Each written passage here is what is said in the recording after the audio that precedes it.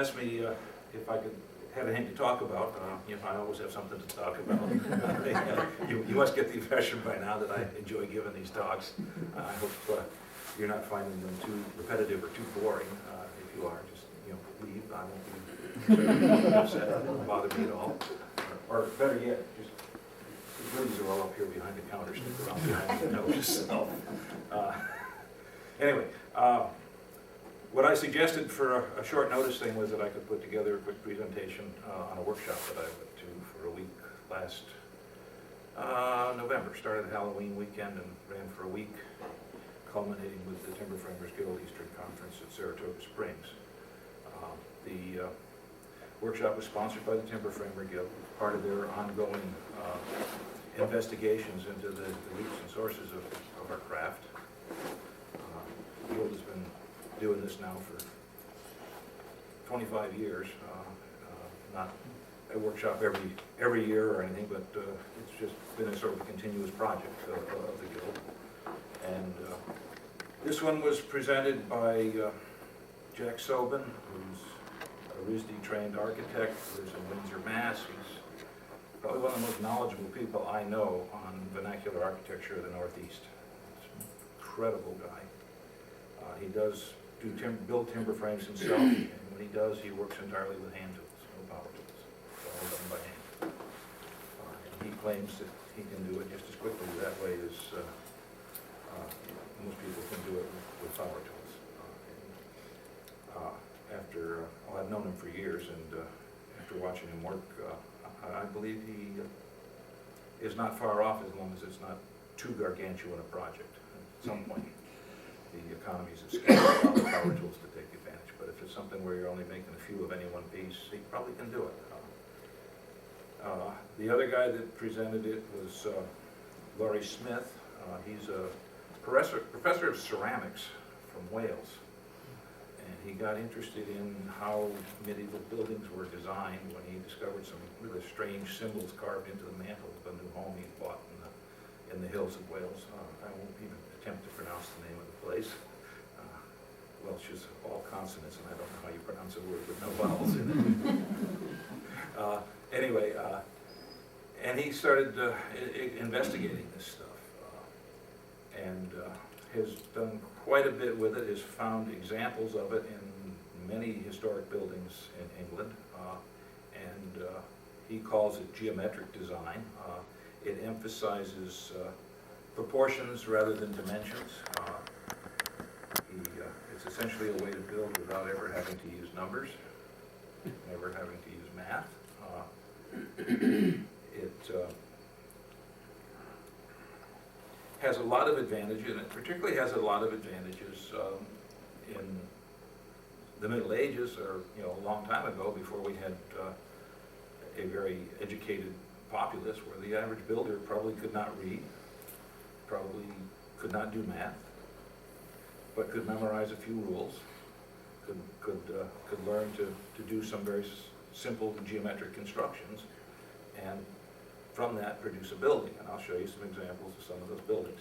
So what I've started here with is the square grid, the piece of quadrille graph paper that every stationer carries these days for engineers to design stuff on. It's what I reach for when I want to do a quick sketch. If you do any kind of designing of anything, you probably reach for the same thing. It's what my CAD program comes up with for a default screen when I go to design something. I can change it if I want, but that's what one starts with. And it sort of marshals our thinking in some very significant ways. When you want to build a house, you get your quad paper out and you count over 1, 2, 3, 4, 5 squares over, and 1, 2, 3, 4 up, and there's the living room, and then you go 3 by 4 out here, and there's a kitchen, and so on and so forth. And you end up with a building whose major proportions are all, proportions of all of those rectangles become ratios of simple integers, of small integers. They're all rational numbers, and they're all fairly small rational numbers. 3 to 4 rectangles, or 1 to 2 rectangles, or 2 to 2 rectangles would be a square. There were some studies done, late 1800s, early 1900s, where psychologists, as they were beginning to strut their stuff, presented subjects with an array of different shaped rectangles and asked them to pick the ones that they thought were aesthetically the most pleasing. And when they did that, they got a mildly peaked curve, and it peaked around a number that mathematicians call phi. It's the golden section rectangle. You may have heard of it. It permeates a lot of graphic design work. It permeates a lot of old architecture.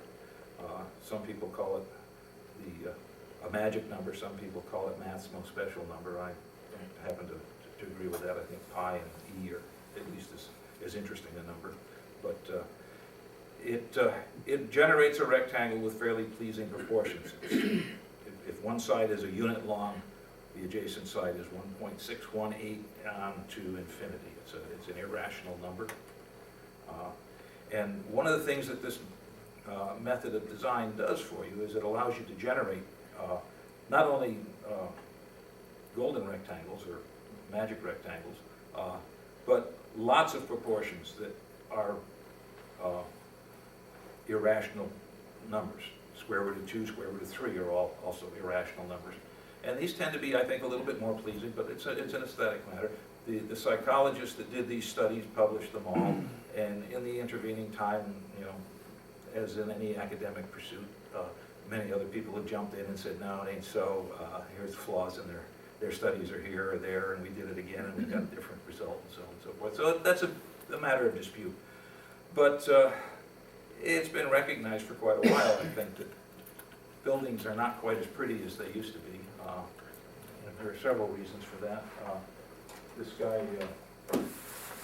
Jonathan Hale, wrote a book in the 70s, I think, called The Old Way of Seeing. And I read it probably 10 years ago, and I found it very, very confusing, very arbitrary. He talks about all kinds of what he calls regulating lines that define basically how windows are laid out on a building's facade, or what sort of symmetries tie them together, and so on and so forth. But he gave no source for any of this stuff. He just said you have to look at the building and find them. And if he looks at buildings and shows you some that he's found in some buildings, shows you other buildings where he hasn't been able to find any, and claims one is prettier than the other. I happen to pretty much agree with him, but not 100% so. And then Laurie started talking about this stuff at this workshop, and I'm beginning to see where those lines come from. And what you got to do is break away from this grid that we use and introduce, there we go, a little more general geometry. There's a grid based on circles.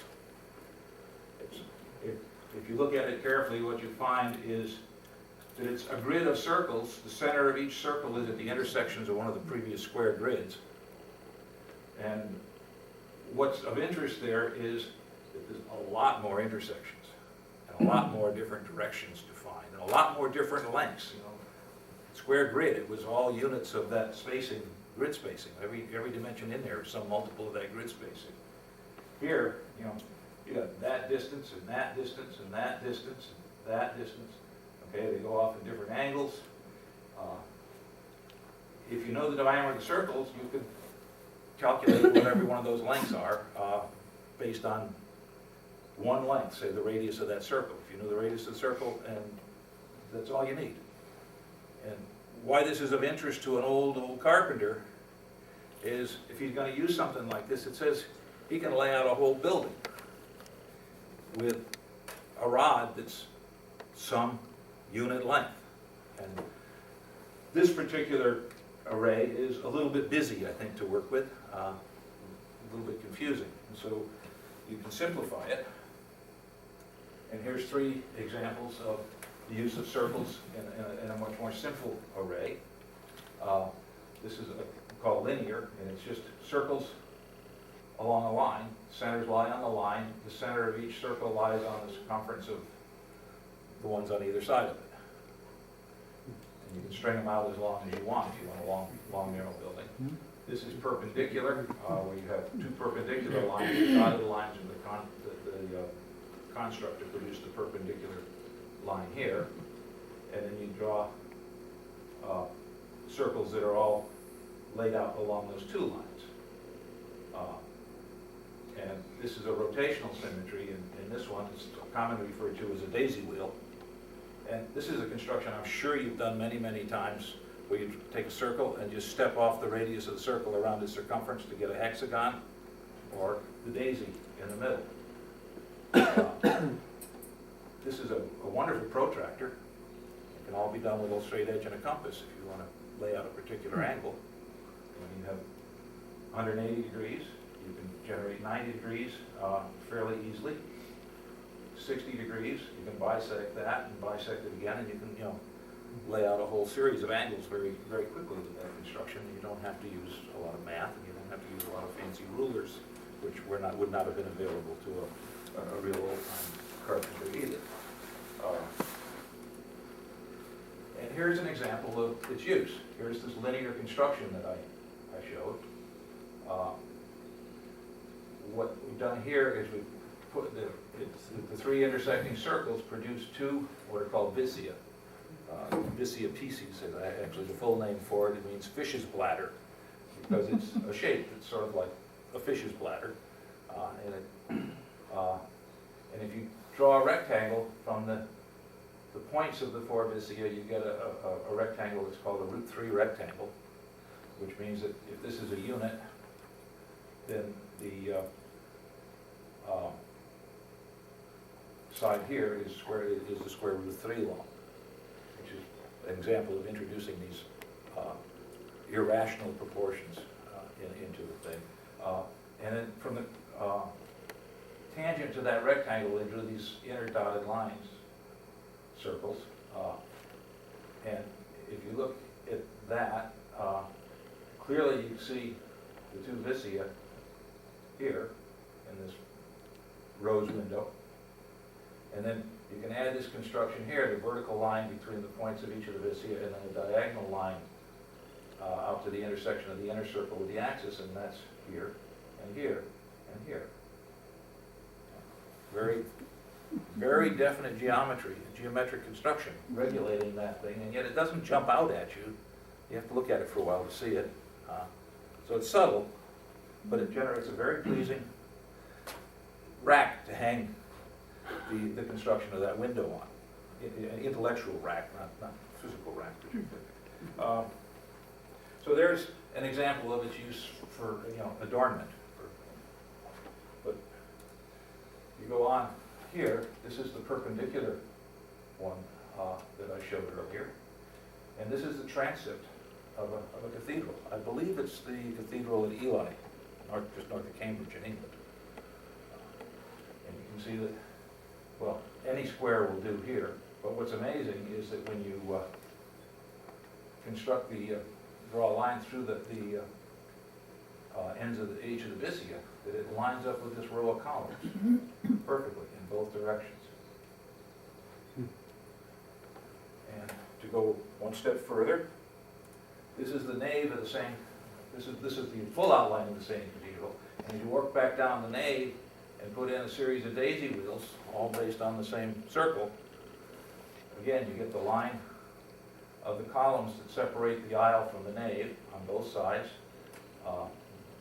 They're the same ones that you generated here, and they go right through that line goes right through the ends of the pedals on that daisy wheel on both sides. And if you put in these diagonals like so, then you find that the columns actually lie on the intersection of those two lines, and either one of these diagonals or the center or of the daisy wheel.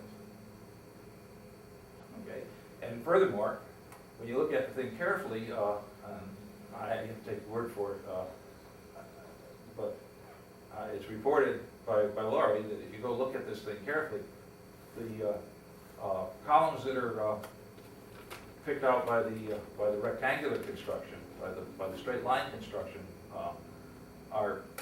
they're not squares, but they're quadrifoils. Whereas the ones that are associated with the intersections with the daisy wheel are all circular. So the pattern is carried through to some depth in laying out this cathedral. And to a stonemason, in 1300, he can lay out this building with a couple of sticks, the length of the radius of that circle. And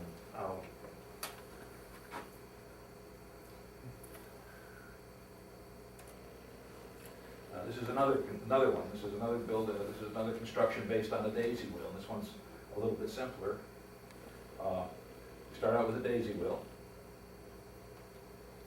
which is just drawn a circle, and dividing up the circumference by swinging the radius arc here, here, here. You've done this, I'm sure, in school. It made these things. We used to do it ad nauseum in geometry class. Maybe they don't teach geometry anymore. I don't know. Maybe that's part of why I'm finding this so interesting, is because we're not teaching this stuff anymore. And then the rest of the lines here, are somewhat arbitrary. But if you take and draw these lines like this, and what we're doing here is we're trying to find what it is that ties old buildings together, what's the geometry that underlies the design of old buildings. And so you just have to experiment with it. But one sometimes criticizes this in saying that this stuff all looks pretty arbitrary, and it is pretty arbitrary. But it's pretty arbitrary when you're working on a square grid too, which intersections you choose to call the corners of your living room. It's no more arbitrary than that. So what we've done here is we've generated not quite a square. We've gone through the ends of the petals of the daisy on the horizontal axis, and taken the full diameter of the circle and generated this square. Drawn a diagonal from the center here to the corner, and the center here to the corner, and from this center to the end of the daisy wheel. And that allows us to locate a heavy line here that's going to become important to our building. You can see that we've already ghosted in what we're aiming for a building here. So we add a few more lines to it. We'll put in a tangent to the top of these petals and a tangent below. And from the intersection of that line with the ridge line of our building here, we'll drop a perpendicular. And one last step, we're going to put some braces in this building to give it some stiffness. And you end up with a cross-section of a building whose framing looks like that. And lo and behold, if you go looking around, in fact, the building was found first, and this construction was generated to explain it. That's a bent out of the Barley Barn at Cressing Temple in Essex, in England. Cressing Temple is the estate of the Society of Templar Knights. The Templar Knights were knights who escorted people to the Holy Land on their pilgrimages, and so on and so forth. This barn was built around 1200. Well, it was built over a period from 1200 to about 1250, very early. And that brings me around to a question that I'm currently carrying on a conversation with Laurie about when I see him at the conference or occasionally an email. If you look at this stuff, it also is very reminiscent of Islamic decoration, and I find also a lot of Islamic architecture, based on constructions very much like this. So I'm speculating, and nobody's embracing this yet, so it's still a matter of speculation as far as I'm concerned, that this stuff may have come back to Europe at the end of the Dark Ages with people returning from the Islamic world, where a lot of the classic knowledge was preserved through the Dark Ages. Any other question?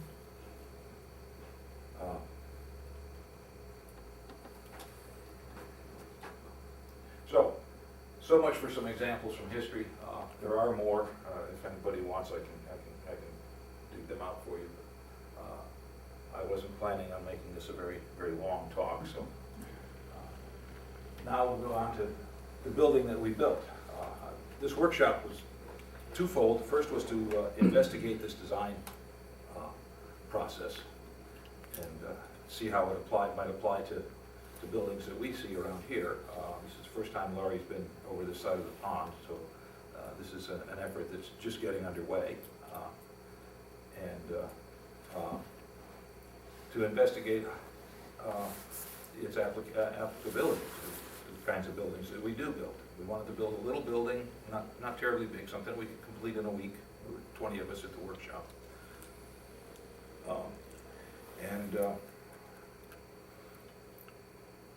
We wanted to design the building using these sorts of techniques. So Laurie led the way on that, showed us, basically held our hand and stepped us through it.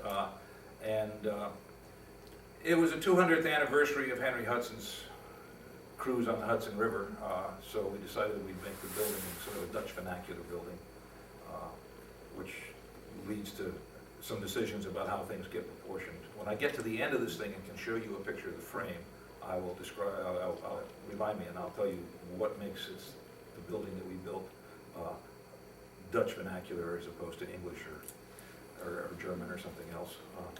But bear with me, it'll be easier for me to point that out at the end rather than try to do it now.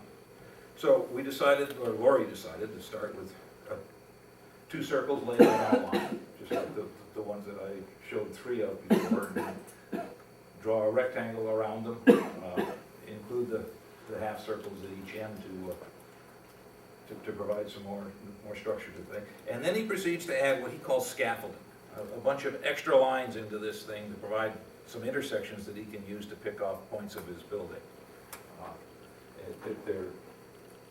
And so he busies the diagram up. But every line in here is somehow associated with those 2 circles. Those 2 circles define the location of every intersection on there. All you need to know is that it's 2 circles and the radius of the circle, and you can calculate, you can figure out where every intersection is.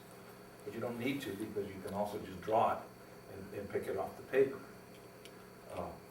So he adds, these X's. He puts a perpendicular to the line in here through the points of the vessia, and one where the circles just kiss each other, and then this diamond in the middle. And that diagram is the plan for the building, just as it stands. And, yes? So is this, does he, I don't want to call it trial and error, but he just starts drawing, intersecting? Yeah, just tried to get some without point. really a plan and where he wants to end up? Well, he knows sort of what he's heading for. I'm sure that, one of the characteristics of a Dutch building is that the end view tends to be sort of boxy, with a roof that's about as tall as the boxy end and very steeply pitched. And so I'm sure that's why, he ends up with this diamond in here, and I'll show you in a minute. So, you have some idea where you're going. Okay, and there's our Dutch building. Okay, sort of a boxy.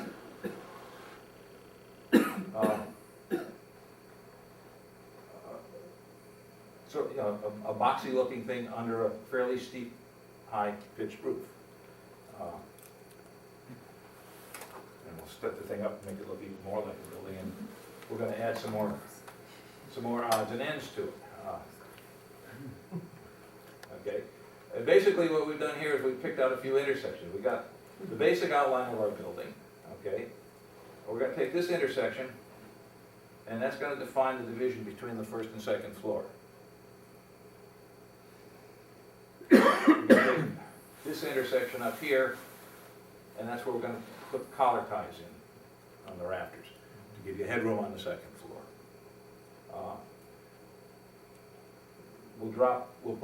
Take this intersection up here, and all we end up using this for is to drop these 2 perpendiculars. That's the stud placement in the wall. This will be an entrance door down here. This may frame a window or something upstairs, or if it's going to be used as a barn, it may frame a door into a haymow or something. And what this is doing for you is, again, the entire geometry of the building is all tied to the radius of that circle in this particular construction. And so a builder, in 1200, Didn't need to have fancy rulers, no tape measures. He can do this by just sketching this thing on the ground, either at full size, and then pick it off with a piece of rope to transfer a dimension, or a stick, story stick that he can pick off here. Or he can draw it as we did at 12th scale and pick off the dimensions from here with a pair of dividers and just walk them out on a chalk line on a timber. No math. No math, no numbers. We're just transferring lengths. The proportions are all determined by the circles. The scale is the only thing you have to add. You know, I haven't said anything about how big this building is yet. In this particular case, the scale was determined because this building was going to be erected in the exhibition hall at the Saratoga Hilton, where it was auctioned off at the Eastern Conference of the Timber Framers Guild last November. And it had to fit in that building. So this dimension had to be less than about 20, a little less than 20 feet. And that's what scaled the building. And there's the building. Okay, we've got a 7-inch sill down here. This is about 19 foot 3 inches from here to here. So when you add the 7-inch sill, you're 19 foot 10 inches, which is just comfortably less than 20 feet. Okay, when you do that, you know, you end up, this is shown with the timbers that are going to comprise the building eventually. The anchor beam here comes in at about 7 feet, so you got about 7 foot headroom in on the downstairs, on the lower floor under the beams. This is a 9-inch high beam, so it's 7 foot 9 inches to the deck of the second floor. And up here you've got, 8 foot, now it looks like 8 foot 9 inches to 14 foot 6 inches. So you've got a good 6 foot up there too, so that works. The building ends up being just about 2 inches short of 13 foot wide. When you do that, that then defines the radius of the circles. The circles are 77 inches wide, or 77 inches in radius, 13 foot 2 inches in diameter. So we've got the elevation of the gable end of the building. Now we need to do the eaves wall of the building. Same diagram, same construction. We decided we want the building to be a little bit longer than it was wide, but it could be, you could pick. So we ended up picking these intersections because we had to keep this thing small enough that it was easy to make, easy to transport, easy to set up, but big enough that it was useful when it was done. And it's a big garden shed. It would serve as a small stable for like one horse with some hay storage upstairs and a place to hang some tack and enough space probably to be able to tie the horse and groom it or something like that. So it's a useful building, but it was something that was a doable project. So we ended up just arbitrarily deciding that we're going to make it this long by picking these intersections to define the length of the building. And here it is, just turned around, and it ends up being 14 and a half feet long approximately. Here's where the anchor beam between the floors lies. We're going to put a vent at each end. Going to put one at the midpoint here. And then this one, it's a toss-up. Where do you want to center it on that line? Well, we decided not to center it on that line. We decided to put it to the outside of that line in both cases to make the spacing between the vents more nearly uniform. There's no reason that they have to be exactly the same.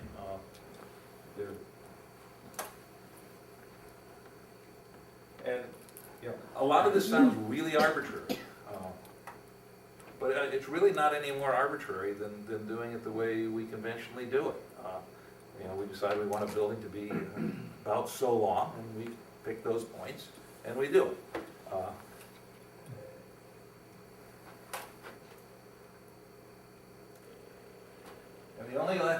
the last little bit we got to put in here is some braces to provide some lateral stability or longitudinal stability to the building. And that's, we decided just for some pizzazz and because it's fun to do something a little different, to make them curved. And so we put in some curved braces that extend from the plate all the way down to the sill.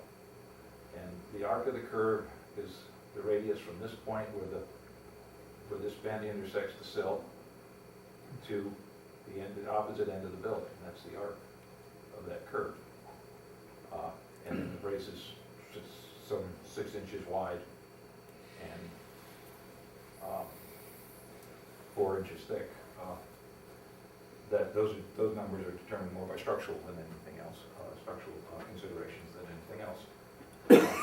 And that's a very simple example of this process. And I contend, it bothered me a lot for the first 3 or 4 weeks when I was considering it, that it seemed like there was an awful lot of scaffolding produced. But it's no more scaffolding than drawing that grid that you're going to lay things out on if you're going to do it rectangularly. It ties things together nicely. And it seems to end up with buildings that have sort of pleasing proportions. It seems to me it's a little bit more difficult to design something ugly. Now, I'm sure you could design something ugly this way. I think you might have to work at it a little bit more. And we seem to be able to design all kinds of ugly stuff. I don't know if you've noticed, but the only way you can tell the difference between a school and prison built these days is by the razor wire. They all look the same to me. At the rate the fabric of our society is coming unraveled, it's probably not going to be long before even that distinction is lost, and you'll have to look carefully to see which way it's pointing. But anyway, that's digressing. So that's the building that we're going to build. I guess this is a good place to talk about why it's Dutch. It's Dutch because, A, this mass and this mass, are kind of equal. It's a high, steeply pitched roof. It's got a regular rank of nearly evenly spaced bends. English building, you probably only have just the one bend in the center here. The English were far more willing to carry loads on longer beams than the Dutch seem to be. This tie beam here is an anchor beam, and in Dutch, this is where the Dutch carry their loads, is on these long tie beams. It's called an anchor beam. It's usually through tenon. If this were a Dutch barn, this roof would continue down here, and there would be an aisle and a shed on either side of it, and this would end here at the interior post.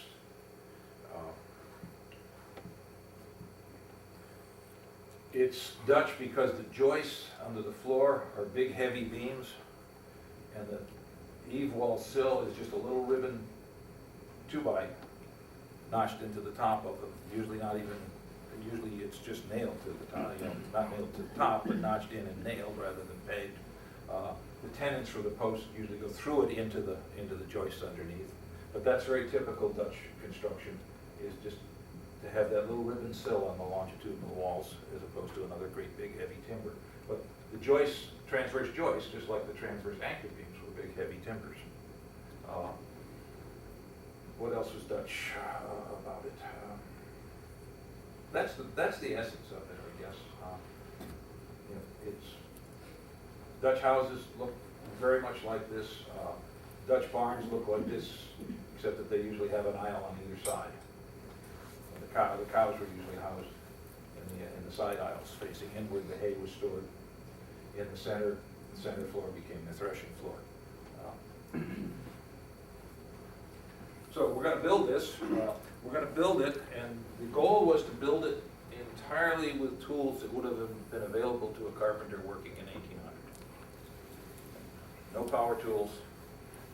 We're going to try and do it entirely with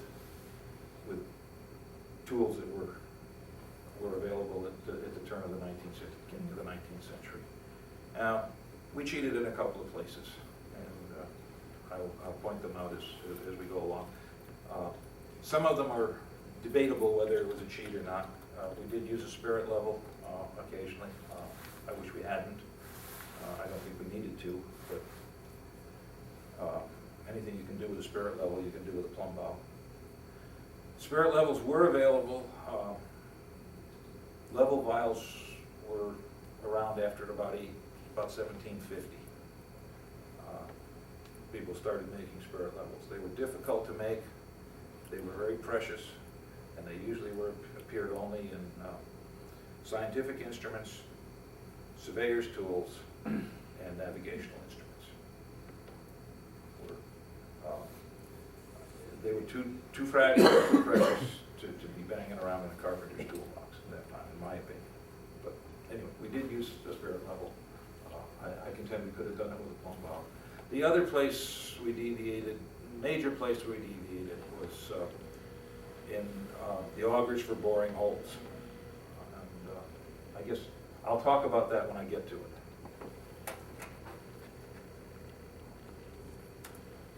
So that's the plan for our building. We drew that, we had that drawing done at 1/12 scale of the building that we were going to build. And we needed a length for something. We found the intersections on this drawing that matched what you were looking for. If you were looking for the length of a rafter here, you pick it off of here with a pair of dividers. Just pick those 2 points up with a pair of dividers and take it over to your piece and step it off 12 times. And that gives you the length of the rafter. And it's amazing. I was surprised at how accurately you can do that.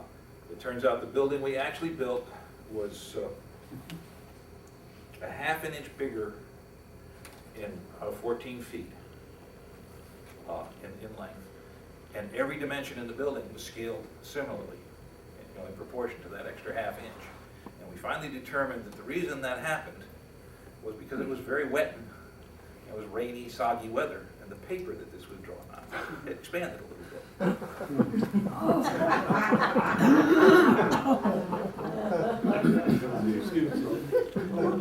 Are these sod beams? Huh? Sod beams? The joists were hewn, and those curved braces were hewn. Think everything else was sawn. Okay, in order to be able to do this in a week, they were done in a local sawmill. The braces, however, we sawed, and they were sawn with a pit saw or a scaffold saw, would be a more accurate description of what we used, but you'll see that in a minute. So, let's start by hewing. This is hewing one of those curved braces. It's a piece of tamarack. The log itself is curved. This is Michael Purry. He's used to be employed by Plymouth Plantations. He's now doing restoration work on his own with a small crew of people. He is one of the best hewers I've ever seen. He is really good. If you recall the demonstration I did, 2-3 years ago down here, I showed you about hewing. You start by hacking off, by notching it, just a V-notch, about every foot. He's probably putting an extra one here because there's a knot right there, so he wants to surround that knot closely. And he'll put these things in. I apologize, the picture is blurry. It was taken at 6 o'clock at night, like the 1st of November, under cloudy skies. The camera aperture was wide open and the shutter speed was 1/8 of a second. Okay, it's more of a testimony. Notice how sharp this is. It's a testimony for how good image stabilization lenses are. Yeah.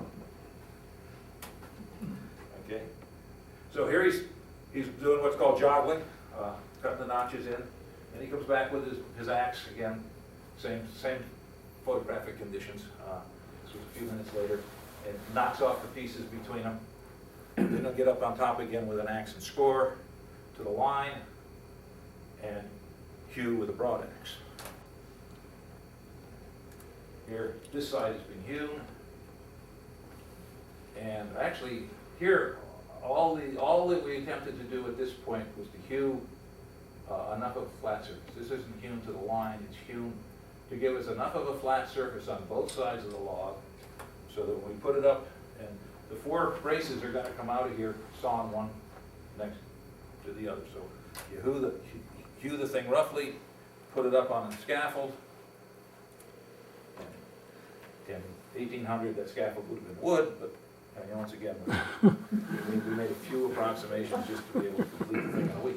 But that's the way pit sawing would have been done on site, if you're only doing one building, you're not gonna dig a pit and align it and so on and so forth to do this thing. You build a scaffold and you put a couple of ramps on it and roll the logs up. So that's pit saw. Pit saw courtesy of Plymouth Plantations. They're not too common. You find a lot of them saws that look like that around here, but they don't have the box at the lower end for the pitman. Because when you saw on ice, there is no pitman. So here we got the braces up here. We're going to separate 4 braces. Probably 2 of them are already out of there. And then the outside has finally been hewed to the line. That's done with a broad axe because it's fairly easy to hew a convex curve with a broad axe. It's nearly impossible to hew very accurately a concave curve with a broad axe. So to do the concave curve, you lay out the thing, you kerf it down to the line, take a hammer or an axe or whatever is handy, and whack these blocks, and they just pop out like this section here. There's several blocks have been popped out of there, and then finish it with an adze. It's one of the few places that an adze is used is for hewing concave sections. Almost never used to hew a flat or a convex curve. The broad axe is much more efficient. It's much easier to use. The exceptions to that are occasionally near the seacoast you'll find timbers that have been hewn all 4 surfaces with an adze. Shipwrights, sort of have an adze. It is an extension of their arm.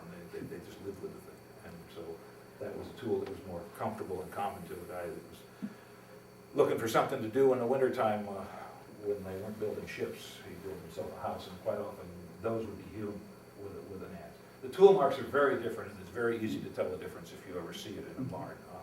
An adze is a whole series of little sculpts. It looks like a very shallow sandbar with current flowing over it, where you get these little pockets. Broad axe is big slices. They're usually it's done with the surface that you're hewing vertical, and you'll find arc marks where the axe stopped partway down. And it's a very different surface finish. A good adzeman can produce an incredibly smooth surface. When I was a kid, there was a Swedish carpenter that I used to hang around with, picking up his scraps and hauling his tools and stuff for him, who used to finish floors with an adze. That was it, no sander. It was done with an adze. And it was a dance floor. I was with him when he was doing the dance floor at the fire hall. And it was just as smooth as could be. Worked the adze right under his foot. Okay. The adze entered the cut right ahead of his toe. And worked it back. The reason for the foot on top was to keep the split from running ahead of it, so he didn't get tear out, just like the sole of a plane. The guy doing the hewing here is Rob Hedden from Australia. He's an amazing guy. And this is a little dark. Let me turn this light out. Really see what's going on. Yeah, there we go. That's a little better. This is just a view of the work area that we worked in. It was the party tent. We were working at a place called Bucksteep Manor in the Berkshires, just outside of Washington, Mass.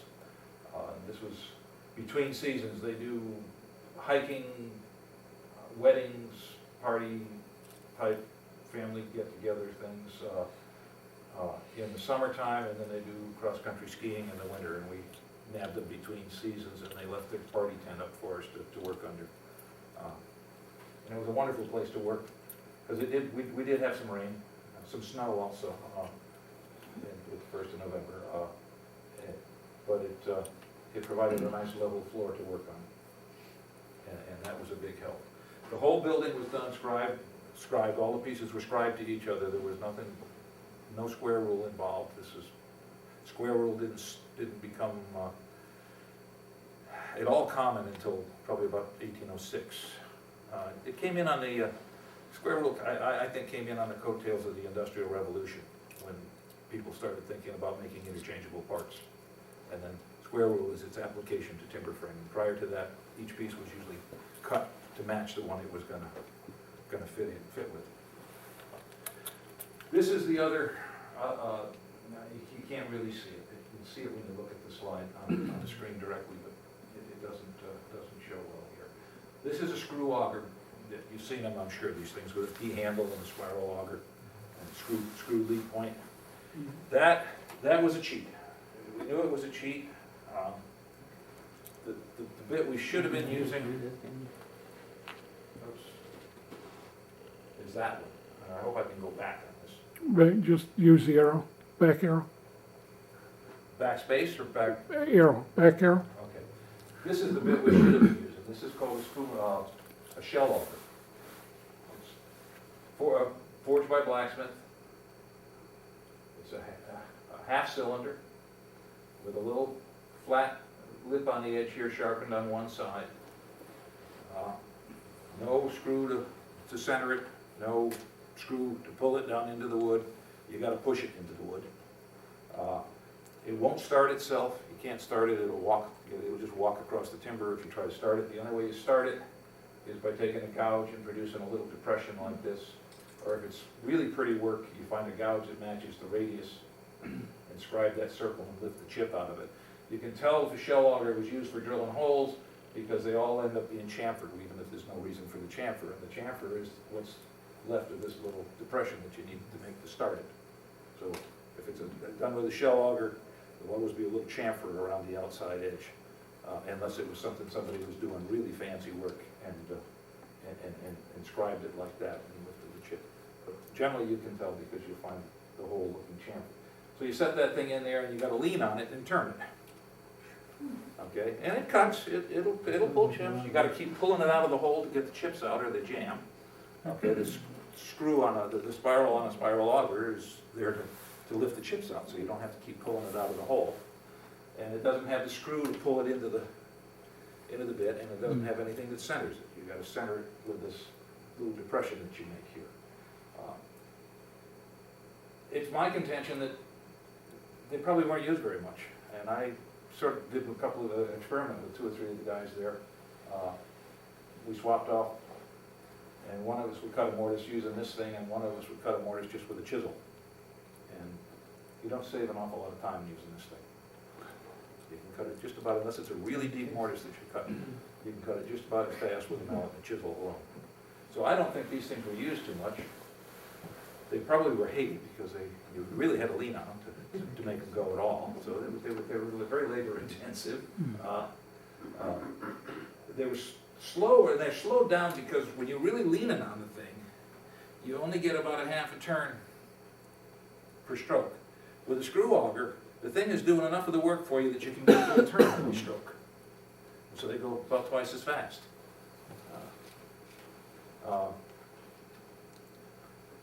Anyway, they're very scarce. I don't have one in my collection. I have some small ones, some 1/2-inch diameter, 5/8 diameter ones, but I don't have anything that big in my collection. I've never seen one at a flea market or an antique store or anything. Jack had one in his collection. That's actually had 2 in his collection, and Jim Rogers, who's a tool dealer in Massachusetts, had a couple on his rack. But the ones he had were not usable. The little cutting edge here had been sharpened away or broken off, probably sharpened away, and needed to go back to the blacksmith to have it reforged to reproduce the cutter. Okay, let's see if I can go back one now. Yeah, there we go. Okay, this is Laurie, and here's our plan here on this 12 scale piece of paper, and there's with the dividers picking off a dimension, which he'll then turn around and step off. I don't know what he's picking off, probably a location for a brace mortise, and he'll step it off on the timber behind him, and then lay out the mortise to cut it. But that's the way this is all done. No tape measures. And we did pull out a tape measure, once in a while, just to check how well we were doing. But it was all done just with a pair of dividers. If you had a long piece to do, quite often you'd pull it up, pick it up with the dividers, step 2 or 3 steps, and then set a trammel points to the dimension of the multiple steps and swing it just a couple of times. There was always a set of trammel points that were set to the radius of those circles.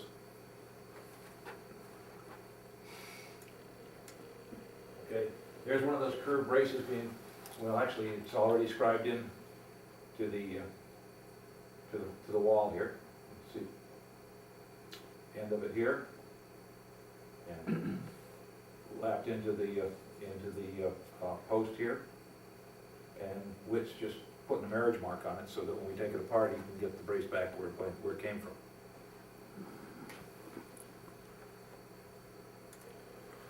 Peg making. Need a whole bunch of pegs. Everybody there, was 20 of us, made a dozen pegs. Okay.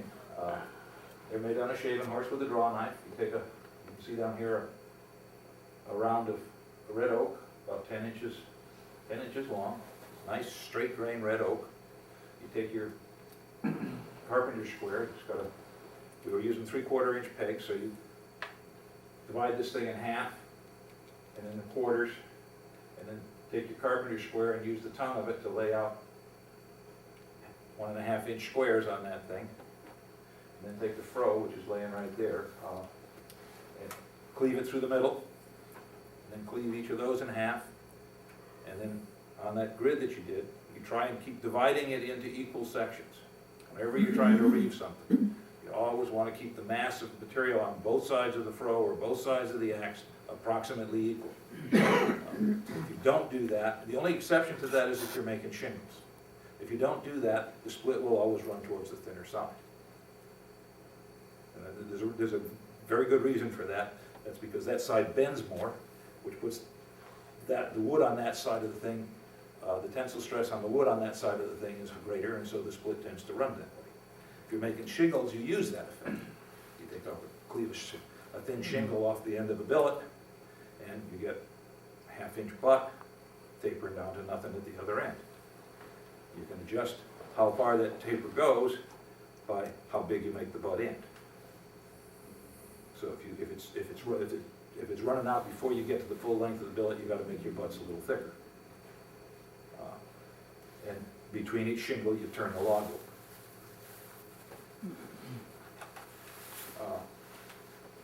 Reeving is very efficient. It does not take long to make a whole bunch of pegs this way. And we had all the pegs we needed for this building. Everybody made their dozen pegs in the morning. Reeving is a very, very efficient if you know what you're doing. But for it to work well, you need veneer quality wood. When I took it on in York Valley, we thought about splitting our shingles for the roof on that thing. Everybody was gung-ho, we can make our own shingles. Yeah, you can make your own shingles if you can afford the oak logs. But you're talking $10,000 a log. Wood of sufficient quality to be able to weave shingles. If you're not in it, forget it. You just aren't going to do it. You don't have any control.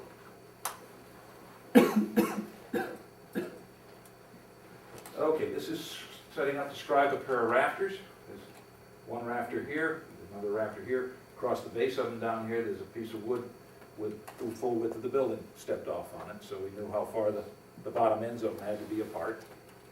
And set it up here, and we'll scribe the rafters to, they're stepped off to length, so there's a mark on each of these at the length that the rafters are supposed to be. We'll set those marks together, and then we'll transfer the faces of this one down onto the ends of here on both sides, and vice versa, and lay out the mortise. And it's going to be a bridal mortise that looks like that at the top, which you'll see in the next slide, and lay the whole thing out and cut it, and lo and behold, there's the rafter pair, scribed and fit. Here's that piece I was talking about, the foot, that determined where we set the length of the building, and now preparing to scribe the color into it.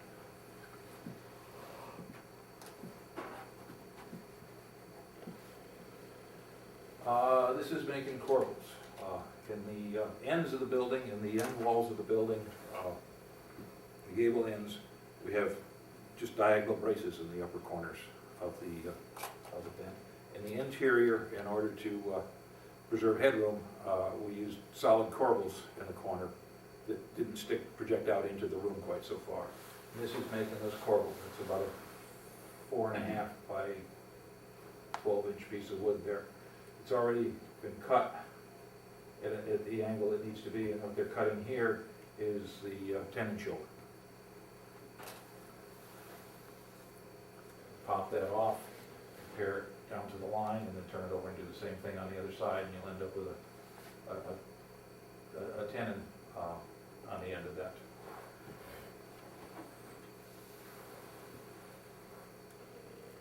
Okay, we've just about finished fabricating pieces. This is laying it out on the ground. And these two sticks that Laurie has in his hand here are just pieces of scantling. They have a 16-penny nail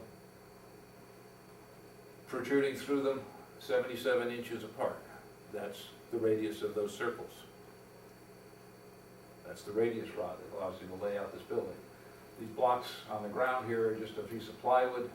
They have 4 holes in the corners through which you drive 20-penny barn spikes to anchor them in the ground, and then centrally located in one is a hole that's sized so you can just drop one of these 16-penny nails into it. And so you lay it out by dropping one of these things on the ground about where you want a corner to be. And then you drop another one down 77 inches away by sticking the nail on one of these sticks into that thing and coming down here one radius and set another one of those blocks. Then you can erect a perpendicular to that to do the transverse section of the building, and by just repeatedly stepping these things along with just sticks and string, you lay out the footprint of the building on the ground. No rulers, no measures, no numbers.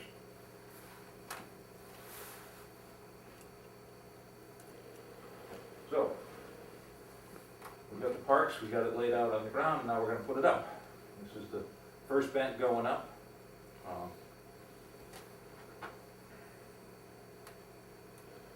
There's one of the interior vents being assembled. This is the post. This is the anchor beam, the horizontal beam transverse across the building. This is one of those corbels that I showed. You can see the tenon on it back in here. They fit into a mortise in the post.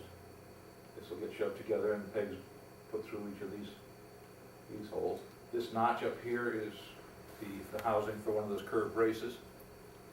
And then this is the tenon that sticks into the plate of the boom. There's all 5 vents up.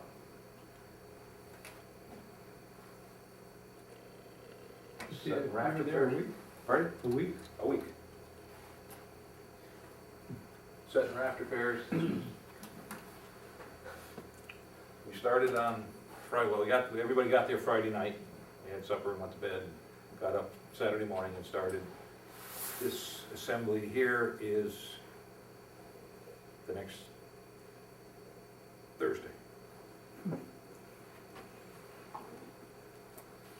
Rafter pairs, okay, there's the building all together with its traditional Christmas tree on the top of the last rafter. That's a thank you to the forest for supplying the trees, all of that good stuff.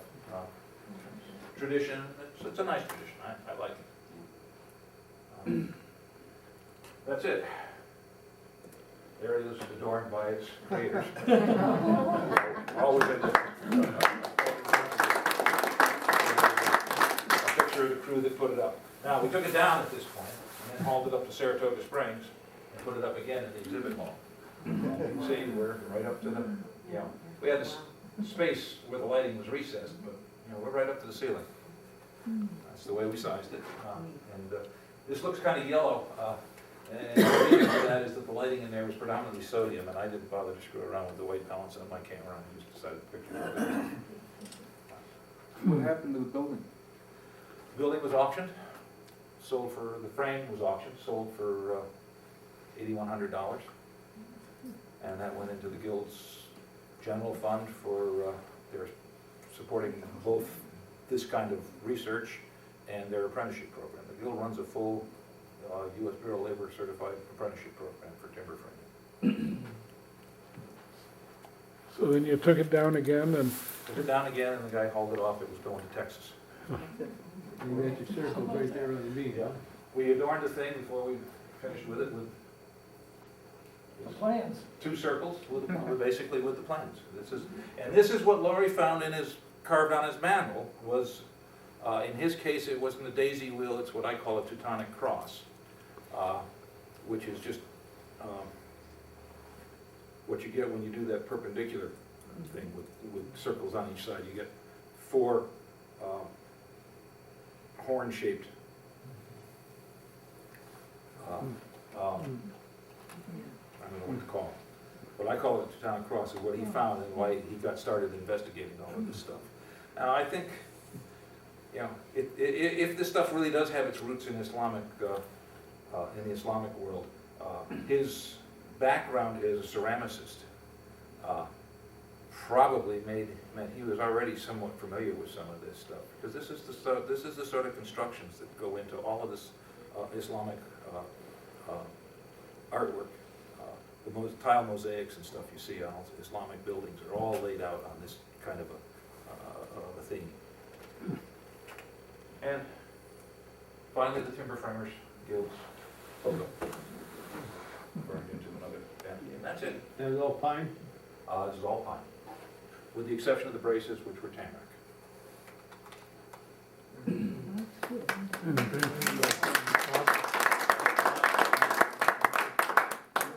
Hey, Dick, Yes. did anybody do a structural analysis of that? To see how it resist forces and things?